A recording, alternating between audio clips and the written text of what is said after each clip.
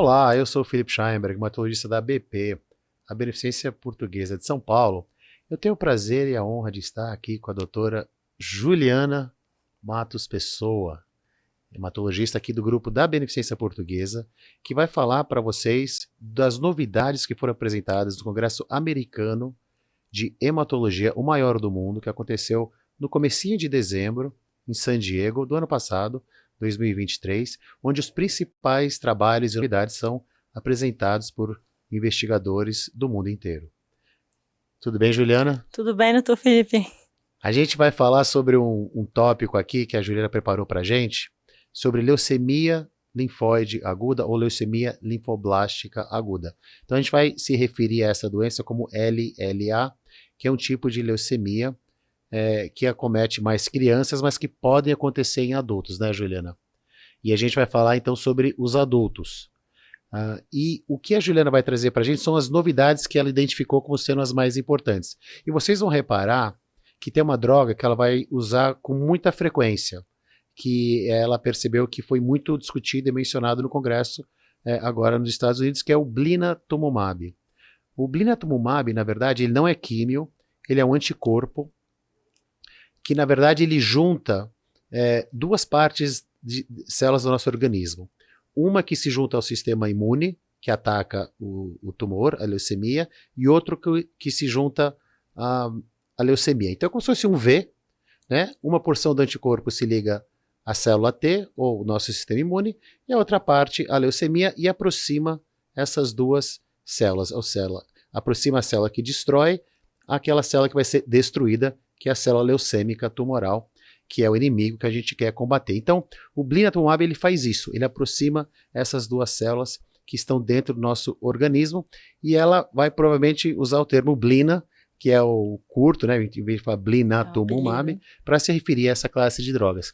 Juliana, blinatumomab ou blina, o que te chamou atenção no ASH de 2023 para a gente dividir aqui para quem está nos assistindo? Doutor, na verdade é assim, como o senhor falou, a LLA é uma doença que a gente vai cometer um pouco mais criança, né? E quando a gente vê essa parcela de adultos, né, sendo acometida pela LLA, a gente acaba vendo uma parcela um pouquinho mais cheia de comorbidades, um pouquinho mais frágil, né, relacionada ao grupo de crianças, né? Então a ideia é sempre a gente tentar retirar um pouquinho drogas que trazem mais toxicidade, que é químio, né, quimioterapia, né, em si, e trazer drogas com efetividade e que tenham menos toxicidade, né, efeitos colaterais para esse tipo de paciente, né, tendo principalmente por conta já da faixa etária de base de acometimento da doença. E o prognóstico não costuma ser tão bom no adulto ou em pessoas de mais idade como nas crianças, né? Então exato, a gente precisa de novas ferramentas. Que estudos que você preparou para a gente aqui hoje? Os estudos eles vão se basear basicamente nisso, né? Trazendo um pouquinho mais dessa imunoterapia, né, para dentro dessa faixa etária e para mais precoce ao tratamento, tentando mandar embora, de certa forma, aos pouquinhos a quimioterapia, diminuindo toxicidade e mantendo efetividade, né? Um dos estudos assim, bem interessante que eu achei é um estudo que usa a quimioterapia que a gente já usa de rotina, né, para esse tipo de doença, e em associação com o blinatumomab e outra imunoterapia chamada inotuzumab. Que é um anticorpo. Que é outro anticorpo, então, né? Químio mais dois anticorpos. Exato. Químio em associação com anticorpo, e demonstrando que houve uma melhora na resposta desses pacientes, mantendo uma taxa de sobrevida desse paciente um pouco mais longa, não afetando tanto em efeitos colaterais, assim. Esses pacientes conseguiram tolerar, porque com a associação da imunoterapia, a gente acaba conseguindo reduzir as doses de quimioterapia, mantendo uma boa efetividade, né? Então, conseguindo manter um tratamento com boa resposta, que é basicamente o que a gente precisa nesse grupo de pacientes. Agora, esse estudo combinou, então, essa químio com esses dois anticorpos, o inotuzumab, que é um outro anticorpo utilizado na leucemia linfóide aguda, mais o blinatumomab. Todo mundo recebeu esses dois anticorpos? Ou teve uma porcentagem que só recebeu um e não o outro? Na verdade, assim, quase que metade dos pacientes foram submetidos ao uso dos dois, e a outra ali em torno de 38, 37 pacientes, né? Porque esse estudo abarcou ali 75 pacientes.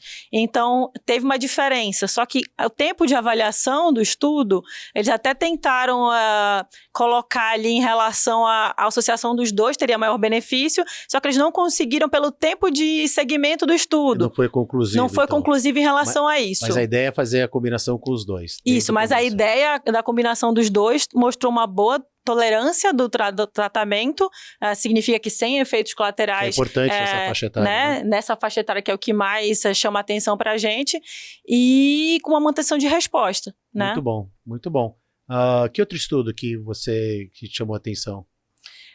Um outro estudo, né, falando um pouquinho porque a gente sabe que a LLA ela é uma doença que tem uma biologia molecular importante, né? Tem um fator importante, principalmente quando a gente fala daquela doença que tem associação com o cromossomo Filadélfia, que a gente denomina, né, da LLA Filadélfia. Que é um tipo que é um subtipo específico. De LLA que a gente chama de Filadélfia. Isso. Filadélfia positivo. Exato. Né? Então isso tem uma alteração citogenética bem característica, faz parte da avaliação, mas tem alguns pacientes que se enquadram nesse grupo, né, de LLA Filadélfia positivo. O que você viu nesse grupo de pacientes? Exato. Esse grupo de pacientes, tendo por conta dessa alteração molecular que eles têm, é um tipo de doença que responde muito bem a um inibidor específico, né, que a gente chama inibidor de tirosinoquinase.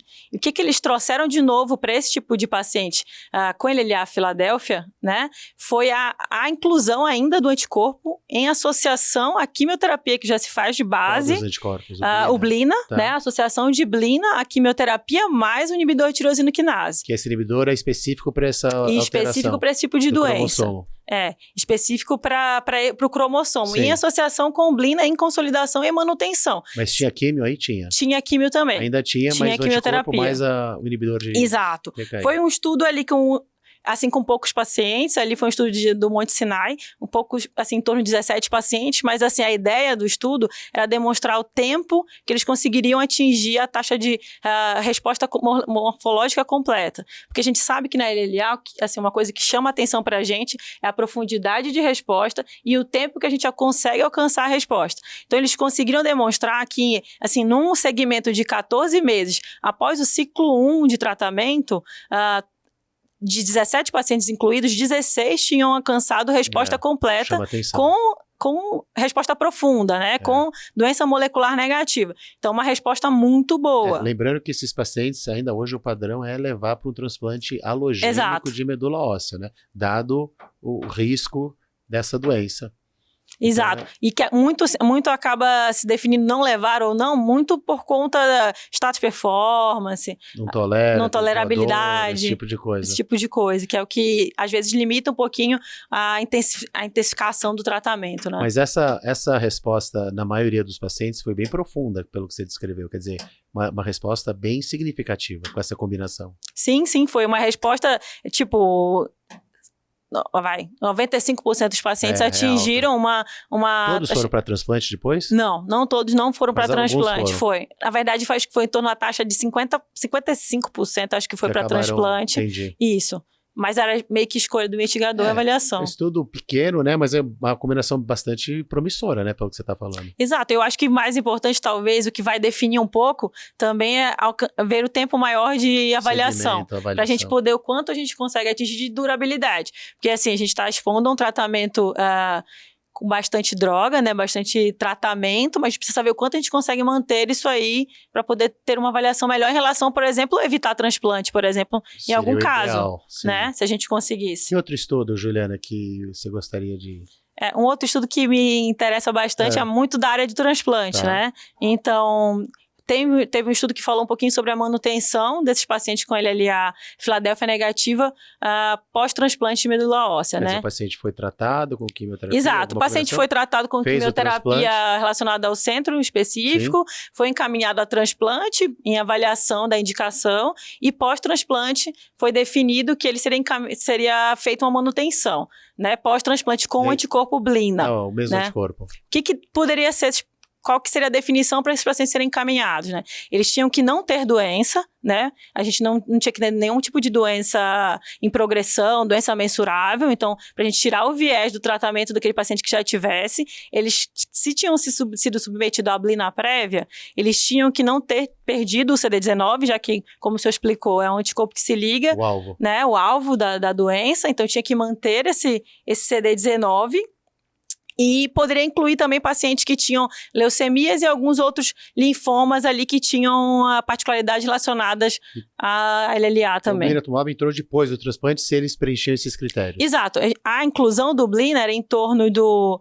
Tinha que ser mais de 60 dias pós-transplante e menos de 180. Naquele limbo ali de 60 a 180 dias. Qual foi o resultado? O resultado foi assim, tipo, uma taxa de sobrevida global ali em torno de 3 anos, ali para, tipo, 73% em pacientes com LLA. É bastante elevado. Para nós é um resultado muito bom. Para esse tipo de leucemia... Vista que pacientes de LLA que encaminha para transplante, Sim. geralmente são pacientes que têm uma biologia molecular ruim, pacientes que têm uma taxa de recaída mais alta. Então a gente conseguiu, assim, uma boa resposta para esse grupo específico de paciente.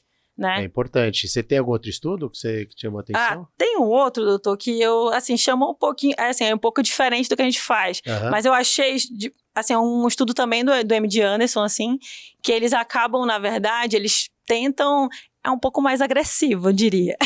Porque eles, pensando naquele primeiro estudo que a gente fala de químio, que associa ino e blina em etapas diferentes, né? Indução, consolidação, manutenção. Eles vão sequenciando. Eles fazem aquelas doses densas de quimioterapia. Eles puxam o inotuzumab ali pro D3 da indução e puxam o blina pro D21. Cara, bem então bem compacto. Sim. Eles, na verdade, eles querem a preceita da LLA, a resposta rápida. Aqueles respondedores rápidos. E como é que foi esse estudo? Né? Então, eles conseguiram reunir eram poucos pacientes, eram tipo, acho que 20 pacientes, na verdade.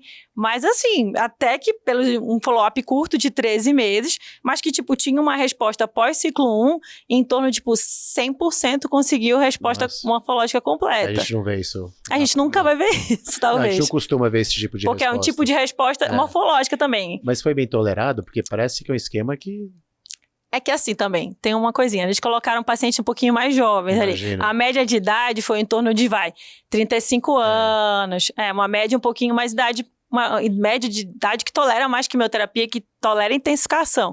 Então, até um questionamento do estudo é, tipo, tentar ver se esse estudo é factível... Para os mais jovens. Para pacientes mais idosos, né? Porque, tipo... Para os mais jovens, se mostra que é tolerado, tentar levar... Se é uma coisa que a gente consegue ampliar para outra idade, porque é, tipo, muito intenso, puxar muita toxicidade. É sempre aquele balanço, né, Juliana? É a intensidade do tratamento com tolerabilidade, efeito colateral e resposta, né?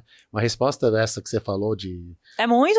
É por isso que me chamou a atenção, tipo, todos os pacientes responderam? Não costuma Como ver, assim? mas tem um preço a se pagar e a gente fica sempre nesse balanço de que preço seria esse, né? Obviamente um paciente de 85 anos, esse esquema eu acho pouco provável que ele vai ser bem tolerado, mas enfim, tem uma faixa etária ampla aí de pessoas que acabam... E acaba caindo naquele grupo de pacientes também ali, doutor, né? Aqueles adultos jovens ali que às vezes toleram um pouquinho mais, né? Aquele grupo ali um pouquinho mais selecionado. Interessante, né? Que, de novo, o foco está sendo mais nas terapias não quimioterápicas, né? É mais uma doença, né? Que a gente tem observado que o foco tem mais sido... Não tem nenhuma quimioterapia nova que está sendo desenvolvida para essa doença, mas é mais os anticorpos, diferentes tipos, combinação, associação, como é que a gente administra isso junto com a quimioterapia. Então é uma tendência, né, curiosa que a gente vê. Acho que a tendência da LLA é meio essa, né? Tá cada vez mais, a gente está tirando quimioterapia, deixando corticoide um pouquinho e trazendo mais imunoterapia, principalmente acho que por causa do status do paciente, né? Pensando em a qualidade de vida, a tolerância de tratamento, né? Não alcançar a resposta a qualquer custo e tendo os demais. Com base no que você falou, para a gente terminar, Juliana, você acha que a gente vai estar tratando LLA diferente daqui 3 a 5 anos do que a gente faz hoje, com base no que você viu? Eu acho que é uma doença, doutor, que a despeito de imunoterapia, responde bem a quimioterapia também. Então, eu acho que a associação de drogas é uma coisa que vai manter, assim. Não, uma coisa difícil de a gente tirar, porque é uma doença que responde muito bem a corticoide, a quimioterapia. Talvez ajuste de dose, sabe, doutor? Eu acho que cada vez mais o ajuste é a redução de dose e a associação cada vez mais precoce da imunoterapia para aprofundar a resposta, que é o que a gente precisa na LLA. Com esses anticorpos ou outros que eventualmente possam vir a surgir, com os que forem vir a surgir excelente. Com então, o tempo. Nesse otimismo aí todo da Juliana, tá aí para você as principais novidades aí na LLA, na leucemia linfocítica aguda, com foco nos pacientes adultos. Queria agradecer demais a Juliana. Obrigada, doutor. Ela fica um pouco nervosa para fazer essas coisas, mas depois ela desenvolve e aí não para de falar, né? Eu tenho que dar uma segurada aqui.